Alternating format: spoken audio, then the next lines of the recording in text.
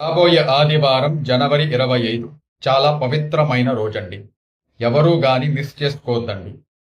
ఆ రోజు మాఘశుద్ధ సప్తమి. మనము రథసప్తమి అని పిలుస్తాం. సూర్య భగవానునికి ఆదివారం అంటే చాలా పవిత్రమైన రోజు.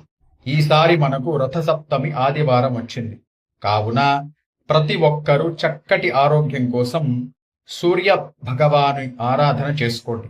ఆ రోజు ఉదయం తలస్నానం, జిల్లేడు ఆకులు అక్షింతలతో తల మీద భుజాల మీద పెట్టుకుని తలస్నానం చేసి ఇంట్లో దీపాన్ని వెలిగించి సూర్య భగవానుని ముందర అర్ఘ్యం వదిలి సూర్య భగవానుని ముందర ఆదిత్య హృదయ స్తోత్రాన్ని 3 సార్లు పఠనం చేసి ప్రార్థన చేసుకోండి. మీకు సంపూర్ణమైన ఆరోగ్యం లభిస్తుంది. ఎవరైతే సూర్య భగవానుని ఆరాధన చేస్తారో వారికి సంపూర్ణమైన ఆరోగ్యం లభిస్తుంది. కావున ఆ రోజు ప్రతి ఒక్కరూ